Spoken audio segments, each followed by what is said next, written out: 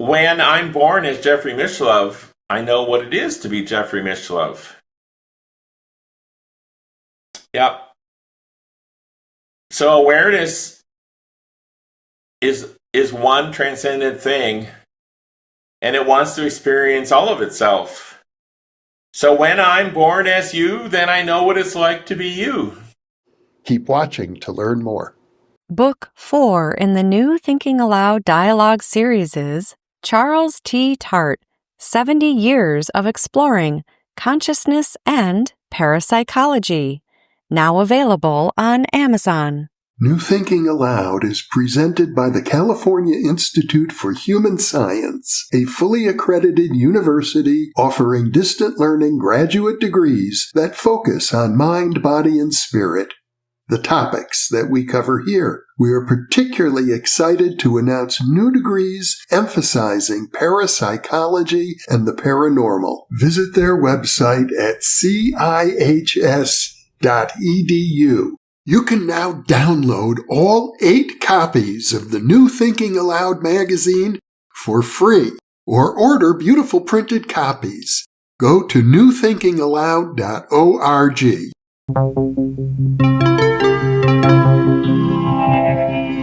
Thinking Aloud. Conversations on the leading edge of knowledge and discovery with psychologist Jeffrey Mishlove.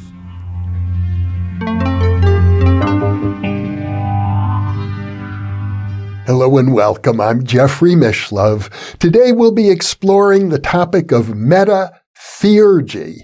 My guest is Kevin Cann, who has been a guest 3 times previously on the New Thinking Aloud channel.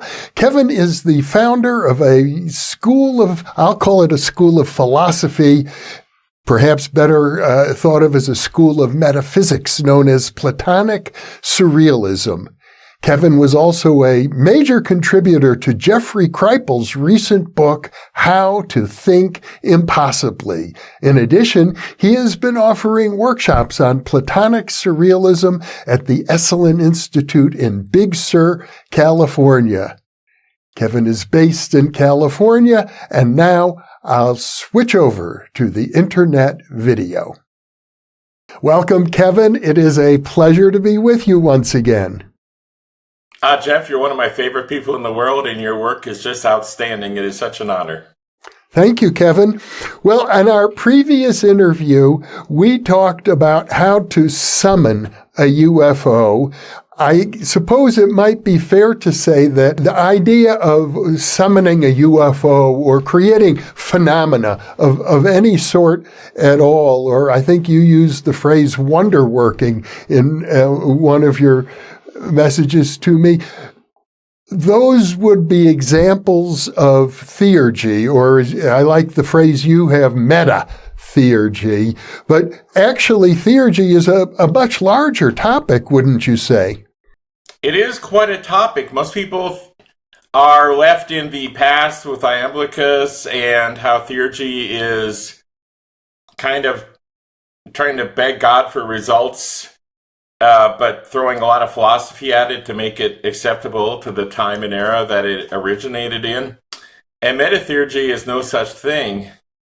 It's more of a recognition that all of us are a part of the great cycle of life, most welcome, and we don't need to beg. We are already, all of us, the most downtrodden of us, really pretty awesome in what we can have in life. But maybe we might need a little help. So if I can give a little help, and I've certainly been given a little help many times, and, let's make this work, Jeffrey. Well, as you point out, theurgy goes back to the ancient Greeks, to the Neoplatonists at least, if not much older. And I think it would be fair to say that it involves attaining what you might think of as a more expanded consciousness? There's no question about it. You're certainly not going to find your creative center if all you do is listen to the empty words of other people who don't have your best welfare in mind, or even people who do have your best welfare in mind, but they don't happen to understand the entirety of space-time, reality, and beyond, and They might just want you to get your overdue library book back in time, and that's their only concern for you. Going back to the summoning of the UFO, which we talked about before, as an example of theurgy, it seems that if pure theurgy, I guess I might have been led to believe by some of my conversations with a fellow named Ronnie Pontiac on the same topic, who translated the hymns of Orpheus as a form of theurgy, is mostly about, elevating consciousness to become closer to the divine, one might say, and in ancient Greek terms, closer to the gods. It would seem, though, that it also includes this element of wonderworking. Absolutely. Or magic. Absolutely. But let me put a more postmodern glaze on it. And I am not a slave to postmodernism, trust me. And here I'm going to get off the track just a little bit because I love to do that, and I haven't done it yet, so I'm going to do it now. We certainly had our problems with pre-modernism, where if you didn't agree with someone, they felt that they could, cut your head off or something. If you didn't want to go along with their way of viewing the universe, as probably revealed by someone who caught fish or something. We're in a different era, and I'm very thankful for the scientific progress we've had. I'm not either. French Enlightenment, I guess. The European Enlightenment, very grateful for it. But as you know, I think it threw baby out with the bathwater a little bit, and it's time to circle around. So a lot of people are in this postmodern morass where the old meanings aren't working, the current meanings aren't working, and they want something from the future, but we haven't created it yet. So thus the meta. People might think I've got meta obsession. I know it's not, the parent corporation of Facebook, though they're fine lads too over there. But I mean, just in a sense of above or from a higher perspective, a more complete overview. We need these metas now. The old things of the past, they were great for what they did, and we need to improve on them. And I'm just overjoyed to work with anyone, to meet with anyone that wants to participate in that. So, Platonic Surrealism, which was the core system, but which eventually I wrote up as encapsulating modified general relativity, comments about quantum mechanics, all this stuff, because I feel it is deeply part of physics, or rather, physics is actually deeply part of MetaTheurgy. But, everybody always wants their club to be the one that's number one. The physicalists, the pure physicalists go, well, consciousness is just a little bit of confusion between atoms, and let's not worry about it. Just shut up and calculate. And, well, you can do that if you want, but then you often wind up with an empty heart. Or if you fill your heart up, your mind might become so open, your brains dribble out. So we got to go beyond the past, and we got to go beyond postmodernism, and that's what I'm working to make my very humble little voice be heard in how this is a real thing for me, that we can actually do this. At least there's something solid to investigate. So yeah, we don't like to say the divine, even though MetaTheurgy is wonderworking with the permission of the divine is really what it came from and what it means. I think it's insulting to put the divine in a little box and say, well, we sing hymns to you on Sunday, but we're real bastards the rest of the week. No. And physics should not be excluded from the church either. It's just one stuff. And let's not put these ridiculous titles on it that then cause us to fight wars with each other over. Let's not do that. I hope I indirectly addressed your question. Well, you addressed my question and raised several others. As you hinted, we live in what people call a postmodern era. And to me, postmodernism is sort of, the way I interpret it, it's like nothing means anything. There is no absolute meaning to anything in the world. All meaning is relative, and usually when we ascribe philosophical meaning to anything, what's really going on is it's a cover for some sort of power manipulation. Oh yeah, that's the modern critical teaching that, for example, my best male friend in the world, probably, sorry, Jeff, you're only like down number 2 or 3 of best friends. Jeffrey Kripal, he's an expert in critical theory, like other scholars of religion and philosophy. And I'm grateful to him. He wrote the book, one of the foundational tomes from Chicago Press, on that process.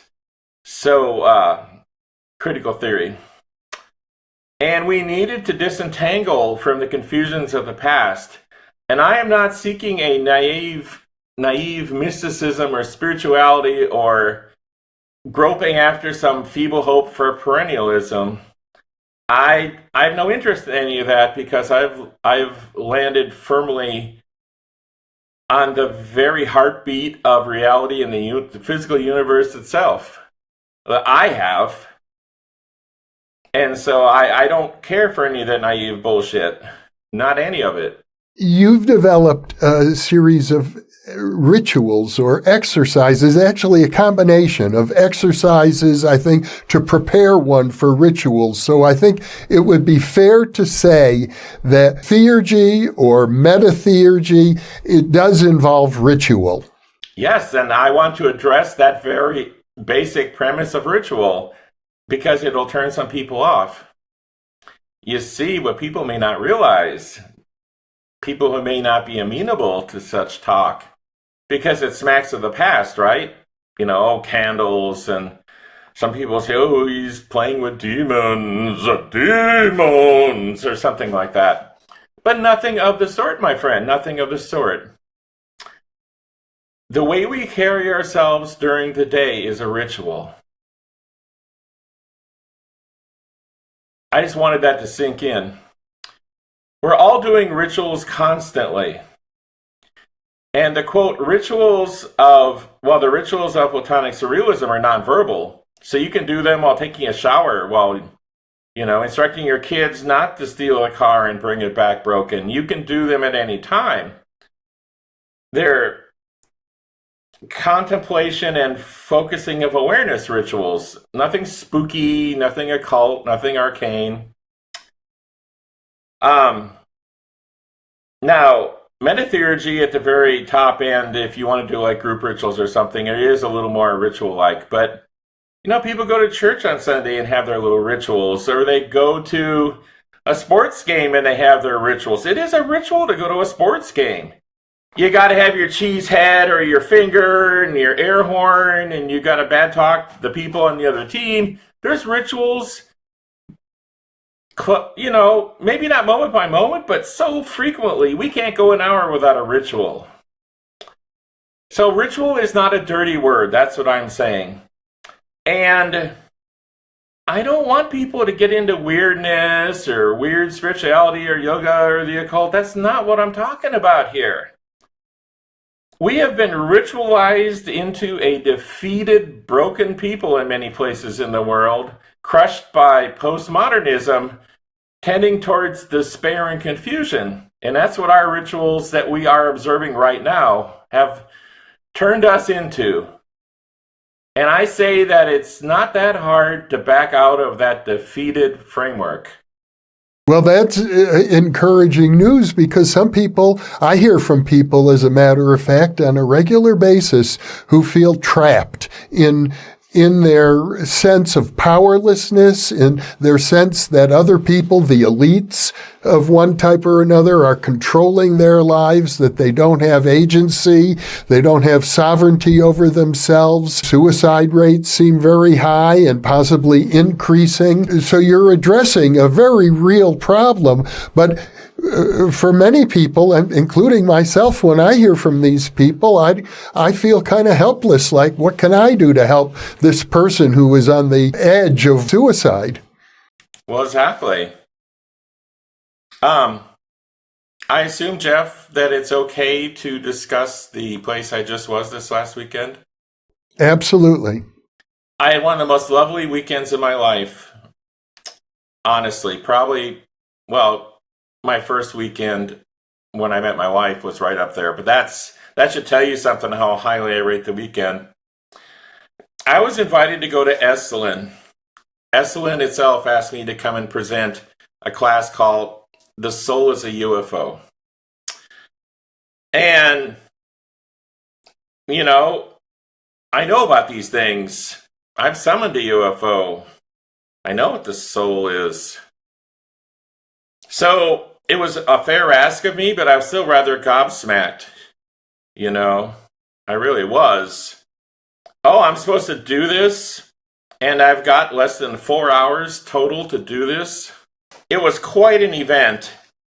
And there was a lot of hugging, a lot of crying, a lot of great conversation. I had PhDs of various kinds, engineers.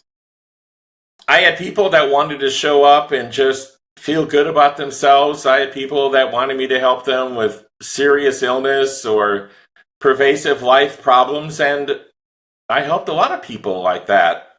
Well, at least apparently that's what they seemed to, that was their takeaway. But I'm afraid I didn't prove the paranormal with physics. Some wanted me to do that. They came across the country for that, or something of that nature. And I could not do that in under 4 hours, and my apologies. I did the best I could. But I learned a lot, and I'm really grateful for the experience. I was, like I say, I was with Jeff Kripal and Joshua Cutchin, very esteemed author. I was a fanboy of his before he was a fanboy of mine, and I still am a fanboy of his. What a guy, what an author. There's just no one that can touch him on Ecology of Souls and Fairy Lore. Now, which of these two are you referring to, Kripal or Joshua Cutchin? Both of them. They're both giants to me that I just admire, and they both have contributed highly to my life and welfare, and they've given me a little boost up. And so I want to return the favor. And and last but not least, Jonathan Zapp was my other instructional assistant. And his singularity archetype is really quite magnificent. He wrote a book on the topic, and I talked about it a little bit. We might want to talk about it if there's time, just in the fact of people feel that we're coming to the end of history sort of feeling nowadays. And of course, that happens about every 200 years. Since Throg smashed Ugg with a club and he didn't like it, they thought it was the end of the world. But there's certainly a confluence of many potent and not necessarily life-affirming forces, and people are looking for something transcendent. Well, I want to give them one small dose of transcendence if I can. And I did a MetaTheurgy ritual at Esalen. And one beautiful lady, I mean, she's probably 60.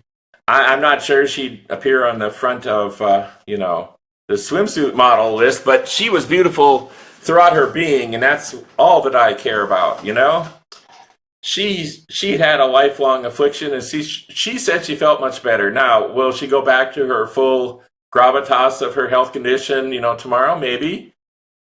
I don't know. Hopefully I'll get to hear from her. It could have been a permanent improvement. These things do happen from time to time. And we also did have a black triangle UFO purportedly show up at Esalen.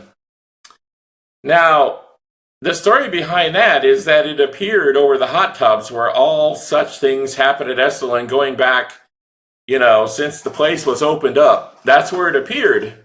So, of course, with my, firm waistline, I don't go to the hot tubs much. So we only had one or two people see it and report back. But I had the realization that there was going to be people that not only wanted me to like solve the problems of modern physics, but they wanted me to and heal their health problems. And I'm not mocking anyone. I'm just saying everybody, these are valid things to want. But they'd want me to summon a UFO. Well, the last time I did it, it took me 3 days. So I knew I wasn't going to have 3 days. So I pre-summoned it to be waiting for me when I got to Esalen. I tried to think ahead, live in the present moment, but still thinking ahead is not a bad idea. So yeah, it seemed to be waiting for me there, but I didn't get to see it. Well, I saw it last time. It's fine. And of course, it could just be, honestly, it could be BS, but the young woman who saw it was so sincere. And she'd also snapped she's just going to be so pleased with herself when I talk about her. I called her UFO orb girl in the class, and she just died. She was so proud of herself.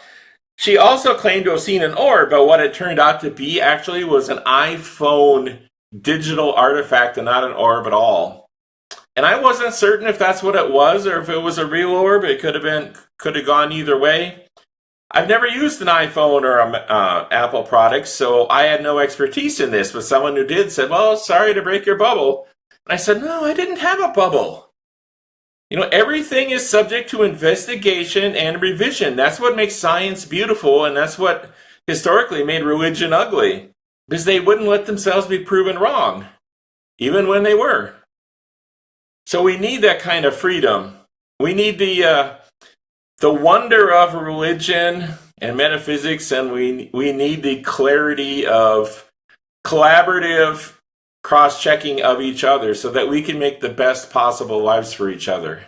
Getting back to the topic of MetaTheurgy and ritual, why would I want to do it? Here I am living my life, doing interviews. What value would I find in my life, or one of our viewers, what value would they find in their lives from seriously considering the topic of MetaTheurgy? That's the question, isn't it? If you have a happy, perfect life, if you don't suffer, now of course, I got you right there, because everyone suffers. It's impossible not to suffer. Even the very wealthy that have estates in half a dozen places in the world, they suffer because they have all that money to guard and fight over and try to maintain. Everyone suffers. But let's just say you're a regular happy person. You've got a job you kind of like. You've got a wife or husband and whatever, partner and family. And you're just happy more often than not. Stay away from this. Okay? The people that try to sell you a bill of goods will say that you need it, whether you do or not. And I'm not one of those people. Because I don't make any money on this stuff. I lose a lot of money on this stuff. I don't even get paid, generally, for anything. Some people press a little money on me here and there, but it's like I'm playing a guitar and they throw it in my case,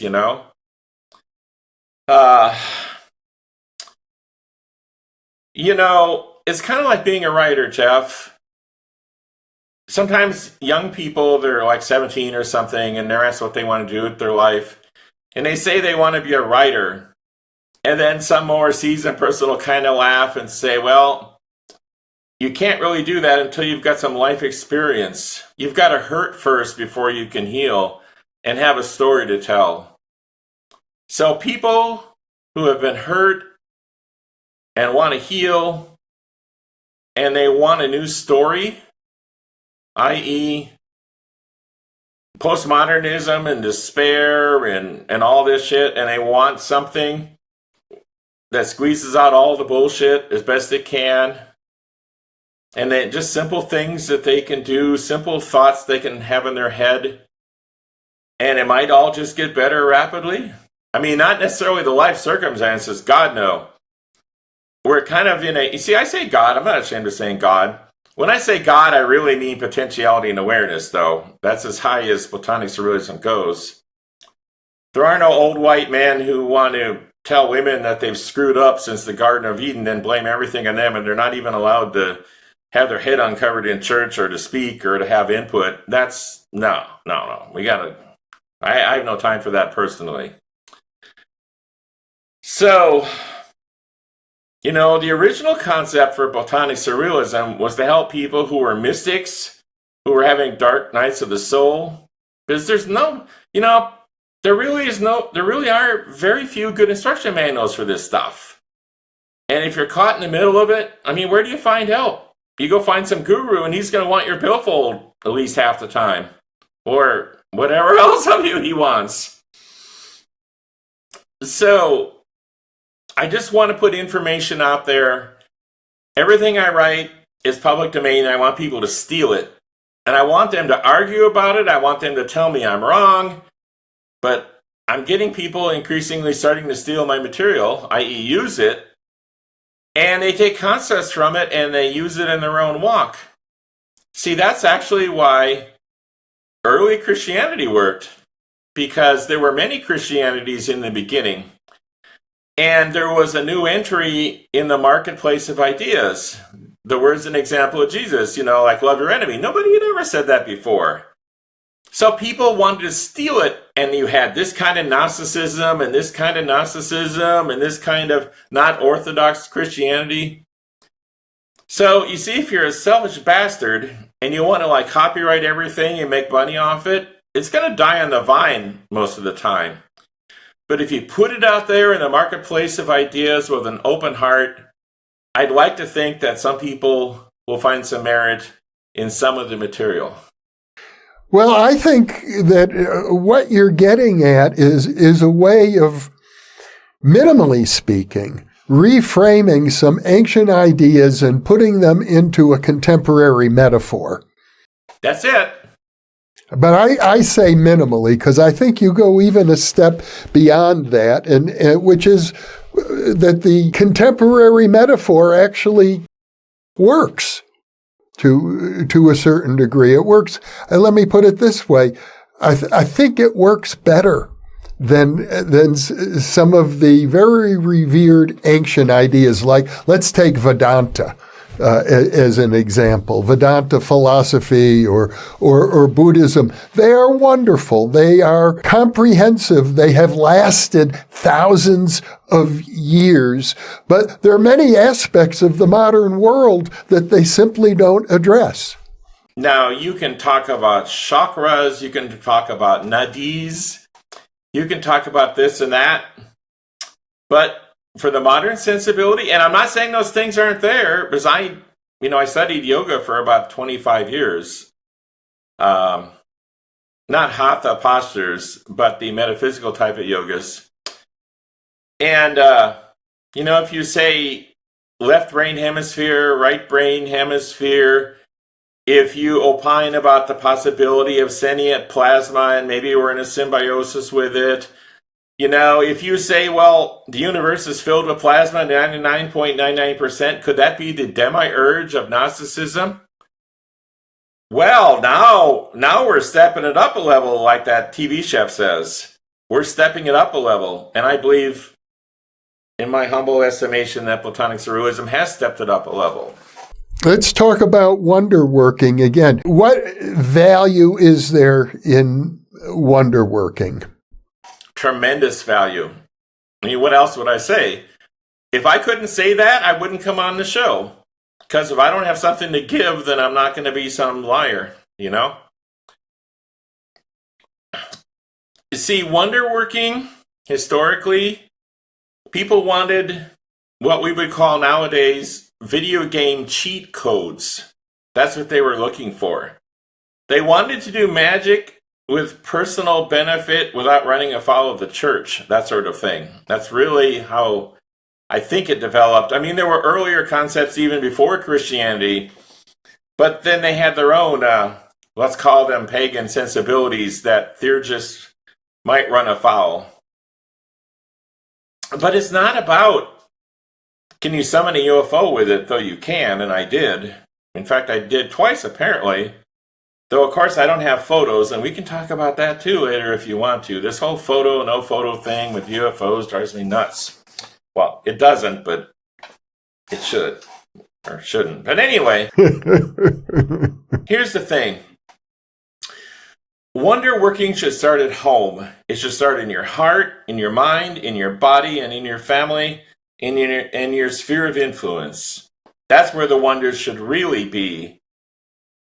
And, the longer I relax into the practices of Platonic Surrealism and MetaTheurgy, the more they just become a daily habit. And I don't have to do rituals anymore. I become a walking ritual. See, that's what I was talking about. I don't have a negative attitude about hardly anything. I mean, and I'm not going to go into it, okay? That's not this kind of episode. The politics in the United States is pure offal. It doesn't work for anybody, and, well, it works for one person. I'm going to stop right there. That's the only person it works for, maybe a few cronies. But if you look at all the polls, it's really, politics in the U.S. is hurting a lot of people. It doesn't seem to be helping really anyone. And, MetaTheurgy can't fix that. And this is very important here, Jeffrey. Platonic Surrealism views our world as a movie. A movie, and I'm going to use, I always wind up using the word God. It's like a movie in the mind of God. And God watches all the movies. Only there isn't a God in that sense, because humans created all the gods, Because nobody has come down moment by moment and said, I'm God, so that you're not allowed to argue. It's always stories passed on by men, usually men, and women, but stories passed around. And it's, in Platonic Surrealism, we give a lot of honor to people like Jung, because actually, God is just a projection of a white male power stereotype held in the superego. That's what God is. That is the God of pretty much all the religions. Now that sounds like postmodernism to me. It does. But then I add the healing. There really is something transcendent there. Just don't loop women out of the picture. Don't loop children out of the picture. Don't loop animals out of the picture. Life is there. Life is transcendent. But our self-serving power concepts do not do justice to it, and we need to stop, in my opinion, we need to stop using them before we nuke ourselves to death or plague ourselves to death or cook ourselves to death. We need to stop that. We're not headed in a healthy direction. It's sort of paradoxical because on the one hand, if I recall correctly, earlier in this very interview, you suggested that MetaTheurgy could help us to address the alienation, the ennui, the horrible stress and suffering that people are under, and then again, you're saying it can't. And I guess what you're ultimately saying is that both are true. Both are true. Let me explain further. In fact, this is at the very core of MetaTheurgy. This is at the very core, brother. You hit it, hallelujah, you hit the core. You're paying attention with your bright, exuberant mind. So, we're in a movie, and in a sense, in the terms of physics, we haven't talked any physics, it's super deterministically generated outside of time, and in a sense, we're living in a read-only copy of patterns in potentiality that are infinitely spun with minor variations so that all experiences are experienced. In a sense, we don't have enough free will to not sneeze or, what we have for lunch. We don't have any, in a sense, we have no free will at all. Zero. And then people get all depressed and angry and throw things at me and the cat. But here's the good news. Free will. My, what a topic. I get tossed these topics, don't I? So free will. I want to talk about free will for a bit. This is so important. It's the crux of everything. Well, that and the fact that we live across multiple time eras. I'm always referring to the loop. The quote, future self is transcendent. and the past self isn't, but they both need each other. So they're in a loop of growing together, needing each other, bounding each other, fertilizing each other. The past can greatly influence the future, which then feeds back to the past. It's all a loop. Or it can be. Or we can just keep our head down and let assholes run the world and we suffer. We've got a choice, actually. We do. There's a very narrow thread of free will that we can have. And that's what MetaTheurgy is actually all about in Platonic Surrealism. So if we're in a read-only movie, then why do anything? I mean, you might wake up in the morning and be a rabid follower of Platonic Surrealism, though there's nothing to follow. It's just some information. Or you could wake up and, be like the Apostle Paul and want to wipe it out, when he was Saul, anyway. I like my Bible. I like to know everything someone might want to throw my way. So, superdeterminism is a solution to quantum mechanics and many things in physics, and even physicists don't tend to like it.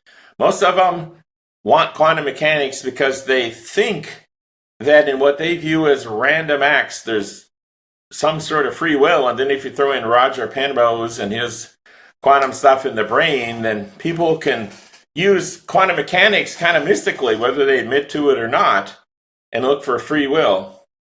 But, sorry folks, it doesn't quite work that way, at least not in my experience. So here's the deal. MetaTheurgy, a strong part of the meta is what's called reverse path integration. You see, in standard theurgy, you've got like God up here, the one, the Father, whatever the old Gnostics and Platonists and people called him.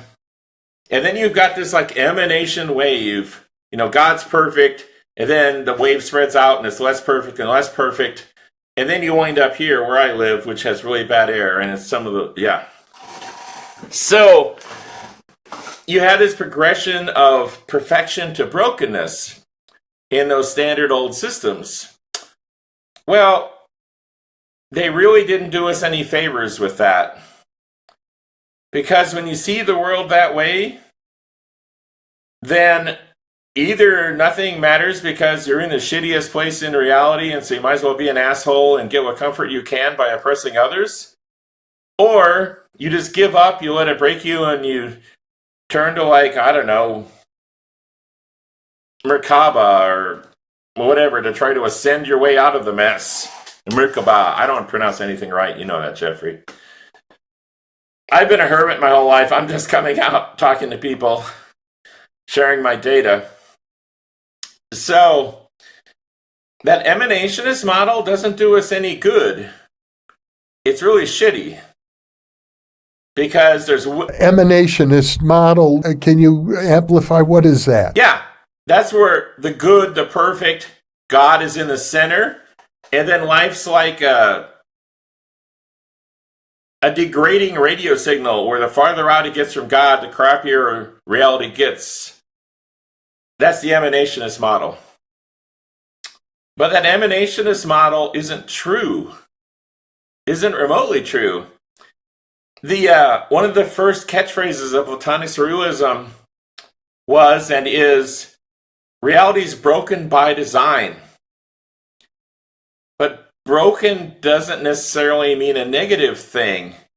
It can simply mean broken apart so that we can get a better look at things. You see, if you're a transcendent being beyond time and space, and you're 100% complete and, quote, perfect, well, you are the most bored dude in all of reality. There's nothing to do. There's no one to talk to. There's no one to love. And so that's why in some interesting systems from the past, for example, Lurianic Kabbalah, you've got the perfect one that shatters into many fragments.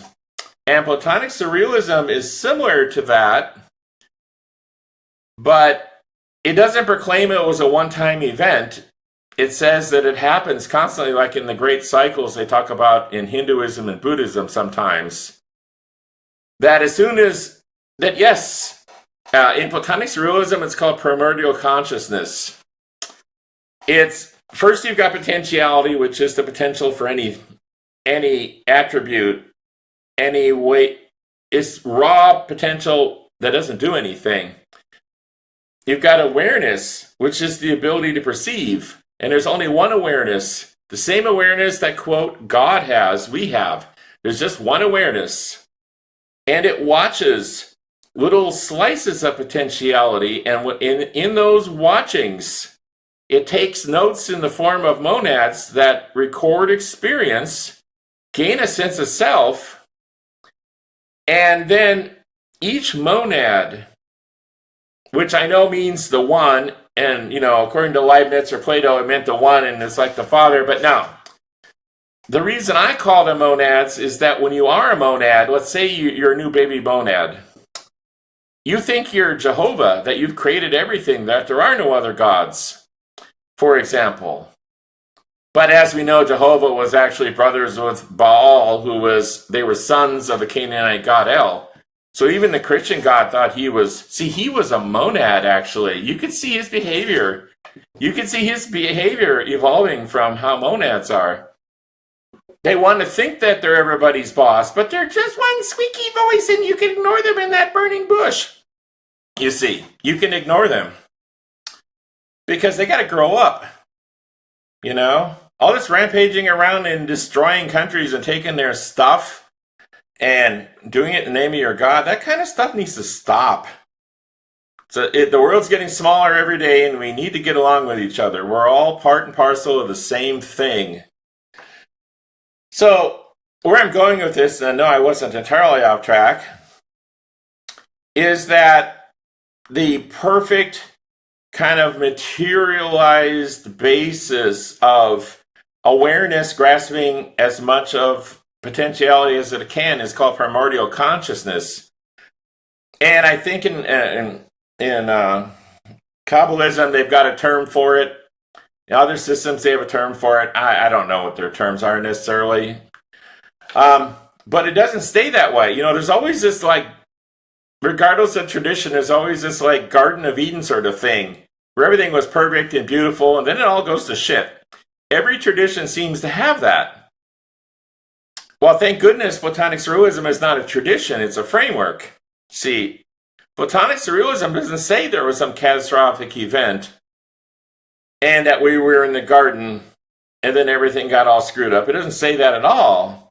It says there are regular cycles of coming together and breaking apart, coming together and breaking apart, with a great deal of what's called divine amnesia. Because if you're sitting in a movie theater and you've got to forget that you're a person who walked into a theater and let the movie absorb you, or you're not going to have a good time. So there's this mandatory element of transcendent forgetfulness that is required. So there are many shitty things that happen in this world and others, but they're all part of what we experience, and there's purpose, and there's meaning, and there's room for us to take a shitty world, a so-called read-only world. It's possible to feed back via reverse path integration and tell the monads, hey, wouldn't it be more fun if instead of being a red shirt on Star Trek, I'm going to be the plucky comic relief like in Journey Quest, the movie? And you can do that. You can do that. And your old compatriot, Ted Owens, he was a prime example. He was so entertaining, reality let him go around and play quite a lot. Let me ask you this question, Kevin, to try and push a little deeper. What is a human being? Why, a human being is a UFO. Let me explain. And a human being's a soul and a UFO. Here's the deal. You've got awareness. Okay, first you've got potentiality, which has the potential to be anything, but is actually nothing. It's the potential to be things. You've got awareness, which carves out a subset. But awareness can just be a looking at data and not really doing much with it. It isn't so much a thing yet. But when it loops back on itself and investigates itself, then you get a conscious being. It's what Bernardo Kastrup talks about too. Guy's brilliant, just utterly freaking brilliant. And I honor and recognize his brilliance, and Platonic Surrealism did I steal that from him? Well, I don't know. The universe knew it, though. I don't know who did what. We're not going to worry about that. I called him brilliant. That'll suffice. But once you've got subjective awareness, then you've got skin in the game. And once you've got skin in the game, then you want to use it. You want to accomplish something with it. So all these vast seas of monads, they start out as what I say is a one-bit entity. And that bit is, ooh, I exist. They suddenly realize they exist. It happens right after primordial consciousness breaks into chunks. And then you get beings. Because there are no beings in primordial consciousness in any recognizable way. So you get these monads. Now at first, and I'm getting to human being, you can trust me. At first the monad goes, I am Jehovah. My will is all. And you know what? They are. They are. Until they meet someone else. I mean, you can go, I want things this way. I want things this way. And if you've got the imagination and it's in your head, so to speak, you can dream up anything you want. So monads, they dream up vast worlds and vast creative palettes and experiences. And then sometimes they stick on one for 1 trillion years. I mean, every morning you get up, you have the best breakfast. It's never different because anything different wouldn't be perfect. You see, and after a few trillion years, though time is kind of a silly, flexible concept, but just metaphorically, you get sick of your own shit. And you want some excitement. It would be just wonderful if there was someone else. Well, then when they want to meet someone else, they do. They realize, oh, look, there are others besides me, just like me. And then they go, hi, I want to be friends. You ever seen two dogs? There's the friendly new dog, and he runs up and tries to smell the butt of the cranky old dog, and the cranky old dog goes, ruff, and doesn't necessarily like it. Well, that's often how it is with monads. It's like, oh, there's a newborn. Here I'm trying to create 11 galaxies, and he's just trying to get into my shit. Monads are attracted to each other, but they dislike each other in general. Kind of like people. Imagine that. Monads are people too. And the core problem you get is that since a monad it's kind of like a soul in the, it's not a soul, but I'll get to that. That's the next step. But a monad is kind of like a soul in that long-running TV show Supernatural, where sometimes the angels will stick their finger in the chest of a human to get a power zap to do some time travel or something, and they were leeching off power from the human soul, and they'd say it was like a unregulated massive nuclear reactor in there. Well, that's what monads are like. They've got so much raw power. So much. I mean, take all the matter in our universe, convert it to energy, and that is 1% of what any one monad has. More than that. And so they go up to another guy, another monad or girl, or they don't have genders, and they want to make friends. And, well, juggling unlicensed universe scale nuclear reactors and trying to get them to play nice with each other just doesn't tend to work. Especially with the newbies, they don't know how to do it.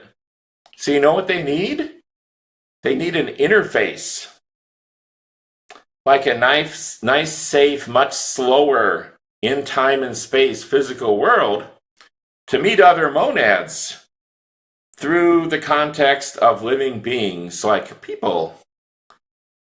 So it's to the benefit of monads to further learn about themselves, not be bored, and to the benefit of reality as a whole, to send these little probes down into space and time so that it can play, not be bored, grow as a being. You see, if you're in the infinite light or the infinite dark, you're torn apart. You can't function as a being. You have to be in a gray zone, an intermediate realm. And that's where we are, is an intermediate realm. Now, in Platonic Surrealism, we say that monads, if they're wise, they will collaborate with their fellows and mutually, with some experience, send down souls that are really combined data streams of the collaboration between multiple sources of wisdom and knowledge, multiple monads. So in Platonic Surrealism, we call souls purposes. Or you could say mission, but mission gets all gorped up in our culture. I like purposes. Souls are purposes. And they could last for 1 trillion years. Like, I had a soul originally that only had 4 monads sending data streams. And as discussed a little bit in How to Think Impossibly with Jeff Kripal, I got flung into the bardo and I watched the 4 streams of information from monads discuss their many adventures as a singular being. They sorted up the treasures in the bardo, and then they split up and went their separate ways as information streams. So it took a while to get a new soul. And I think I got several hundred of those fellers now as part of my purpose. I.e., my ideas have become very expansive, and I'm drawing on a lot of sources, if you just want to make it a metaphor. I know that your work seems to be expanding, and you're putting a lot of meat on the bones, so to speak, with the concept of Platonic Surrealism. Getting back, though, to MetaTheurgy, let's talk a little bit about the exercises. You have, I think, a list of 10 different exercises, or is it 9? Yeah, it's 10, and actually MetaTheurgy is kind of a capstone 11, but I need to finish answering your first question, Jeff. I'm sorry if I was making you a little sleepy. Oh, did I interrupt you? We haven't gotten to what is a human being yet? No, we haven't. Okay, because I thought what you were saying is that a human being is essentially a monad, not an animal. A human being is awareness and potentiality that has a reflexive capability. That is the ultimate thing that a human being is. But here in this world, we've got the 5 interfaces of Platonic Surrealism that work with the left hemisphere, the right hemisphere, with the neurons in the gut, which is often associated, which is 20% of the neurons in our body are actually in our stomach and intestines. And often the shadow, Jung's shadow, the parts we suppress about ourselves wind up down there. Not in our brain, actually, so much. I know neurologists would argue with me. I'll argue right back, buddy. So, and then we've got of course, as we discussed, the monadic layer, and we've got the plasma symbiosis layer. So, and I'll just do one nod to UFOs with that plasma symbiosis layer and the paranormal. People go, oh, how did the UFOs know what we're going to do before we do it? Well, you're a plasma symbiote with the field that powers them. So yeah, I think they kind of have some idea what you're up to. So there's that plasma symbiosis layer. It's very important.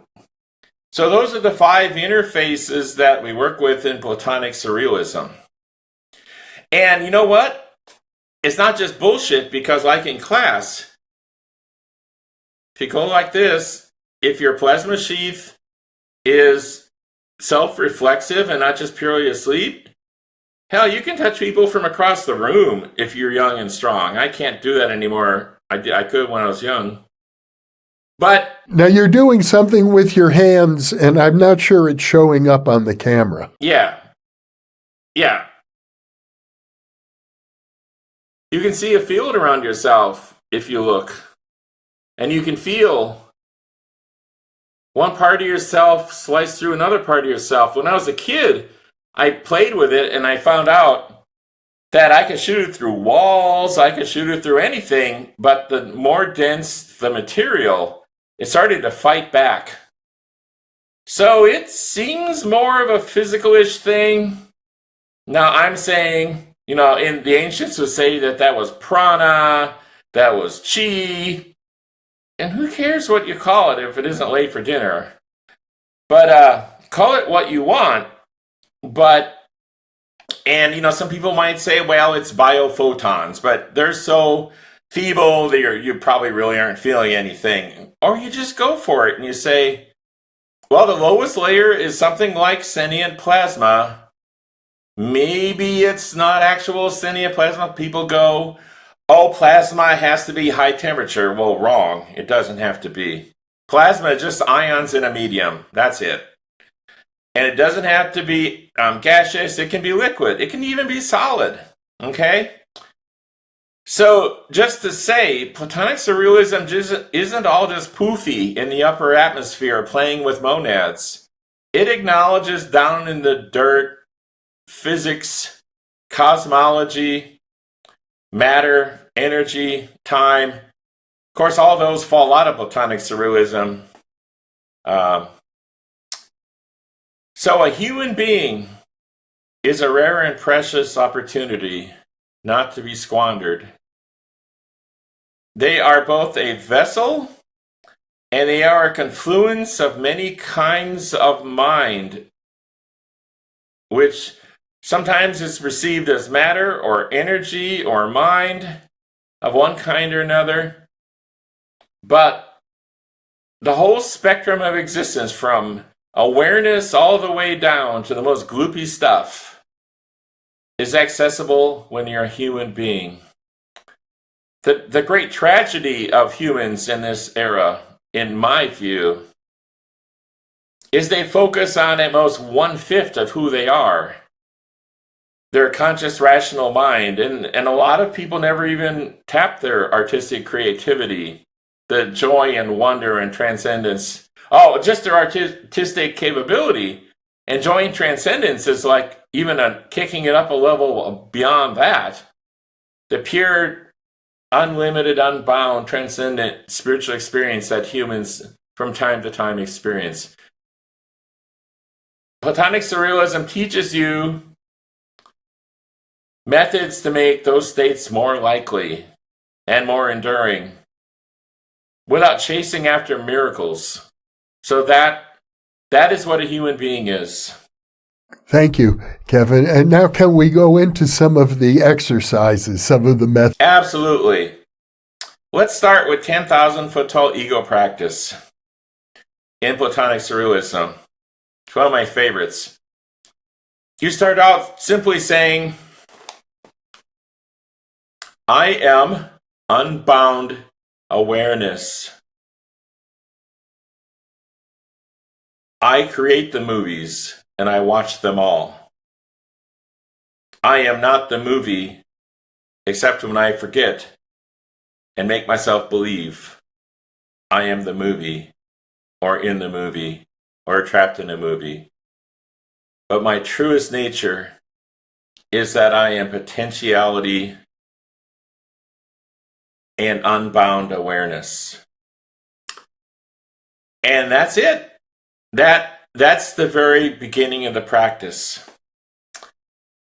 And, like other systems, this is still a framework and not a system so much, because I'm not proselytizing, you see, that's what makes a system. I'm not proselytizing anyone. I'm putting out free public information. It's kind of like mindfulness meditation, but instead of getting yourself in a goofy pose on a goofy mat, and I'm sorry, people, there's beautiful traditions that do beautiful, wonderful things, but I don't need them, so they don't have power over me. I can do Platonic Surrealism wherever I am. So, just like with mindfulness meditation, you finally start to realize you are that which perceives. And it doesn't matter what form is perceived, because you perceive them all. In one time or another, you perceive them all. Actually, I wanna burst the nice feelings some people might be having at this point by mentioning Kant just briefly. Immanuel Kant, the philosopher, tore apart mysticism as best he could, apparently because he sent some letters to a mystic who didn't answer him nicely. So then he got nasty. Or that's probably trivialized. I don't mean to disrespect the man. He was a giant. But his main concept that is quite correct is that no thing can understand what it is to be another thing in and of itself. That's why mysticism doesn't work. If you think you can get inside someone else's head, it's just a fantasy, he's basically saying, or the universe or whatever. Now, here's where he's brilliant and here's where he's dead wrong. I absolutely can get inside of Jeffrey Mishlove's head. 100% accuracy. You know how I can do that, Jeff? Well, you could have a conversation with me. Well, that's a good start. But I mean something much more clever than that. When I'm born as Jeffrey Mishlove, I know what it is to be Jeffrey Mishlove. Yep. So awareness is one transcendent thing, and it wants to experience all of itself. So when I'm born as you, then I know what it's like to be you. You see. And thus, Immanuel Kant is proven correct in a way, though of course there are psychic things where you can you can form a link and it's like you're almost that other person. You know, you've studied these things and so have I. But I'm talking about absolutes here. So in a way, Immanuel Kant is correct, and I'm not arguing with it. But Platonic Surrealism is the answer to him, that we are actually awareness, and we get around to being everyone eventually.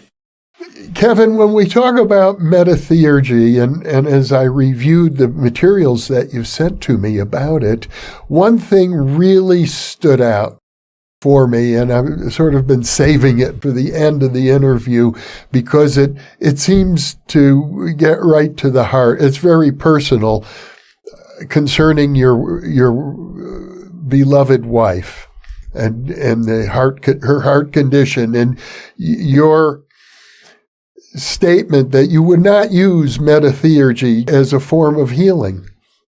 Let me just very slightly amend that. Clarify that.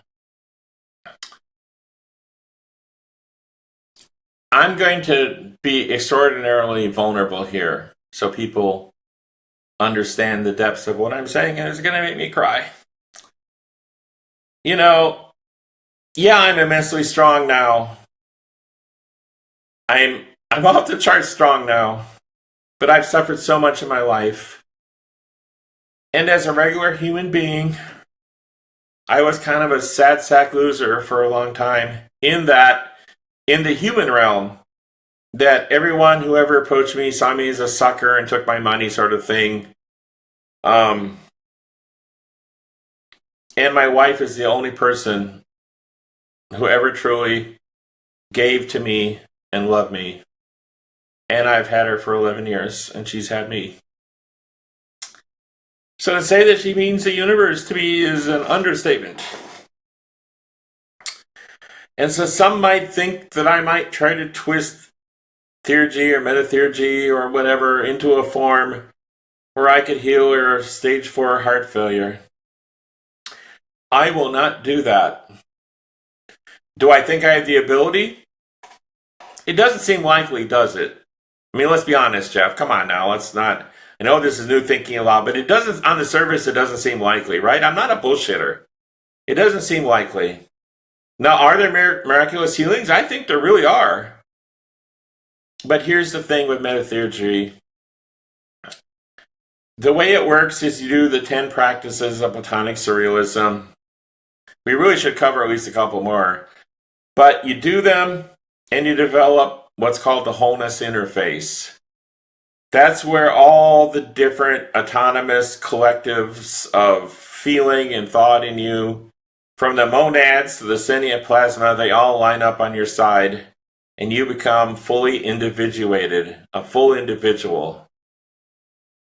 And that wholeness interface can choose to participate in the larger life of the universe and the universes and awareness and potentiality and the whole vast circle of life. And you can choose to respectfully participate as one voice, one vote in a vast, often cacophony of votes and voices. And you are allowed to shine brightly and say, I see my wife as being healed. And that is allowable. I'm not saying it isn't. But I would not force my will on anyone. Even if I could, I would not do so. Now, my wife, she's had a very long, hard life. She apparently had heart failure from the age of 9, but they always said, "Oh, don't get yourself excited, little one, with your vast imagination here." And they let her die slowly, miserably over her whole life of heart failure. And she avoided like walking and running and exerting herself.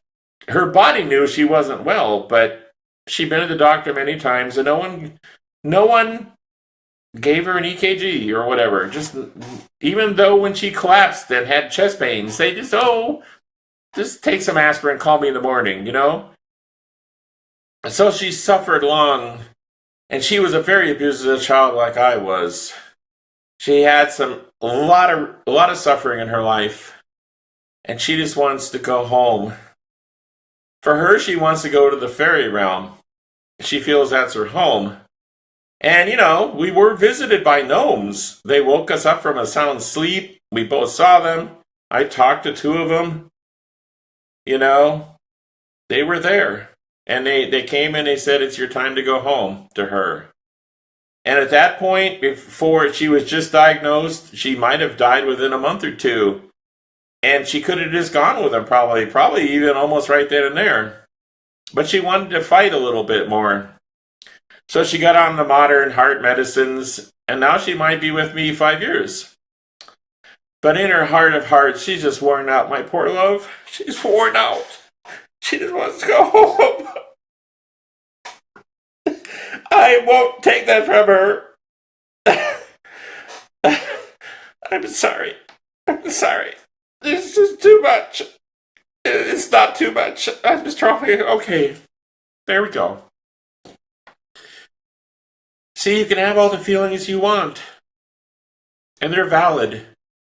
You don't make them go away, you experience them. Like I just did. And I have a 10,000 foot tall ego.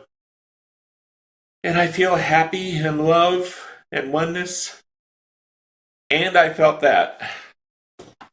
That is a plum, the final state of Platonic Surrealism, where you live with grace and dignity, and then you're allowed to speak back to the universe itself, and it will hear. I hope this was helpful for your understanding of this matter. Thank you for being so vulnerable, Kevin.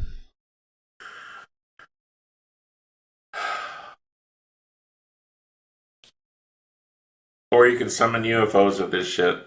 What a waste. What a waste. It's just another aspect of yourself. All the movies are an aspect of yourself to learn from. And if you need a UFO like I did in 2013, when I summoned the big honk and black triangle UFO, I needed it. So I'm not picking on anyone. If you want to summon a UFO, go ahead. But just learn from it. Just learn from it. Kevin, this has been a magnificent conversation, and I know we're just scratching the surface. We've only covered the first of your 10 exercises.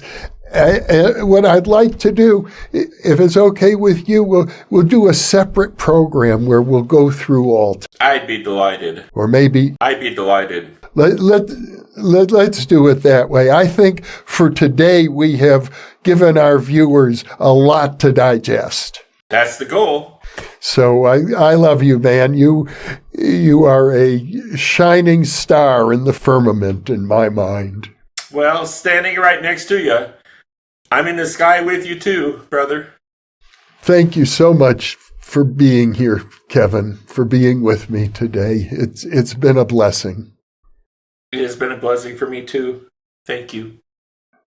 And for those of you watching or listening, thank you for being with us, because you are the reason that we are here.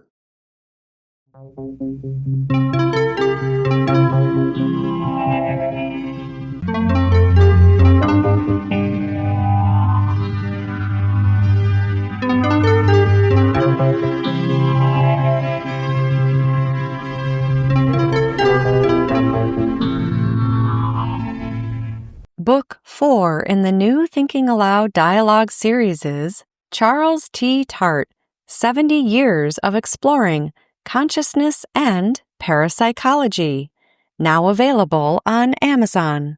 New Thinking Aloud is presented by the California Institute for Human Science, a fully accredited university offering distant learning graduate degrees that focus on mind, body, and spirit.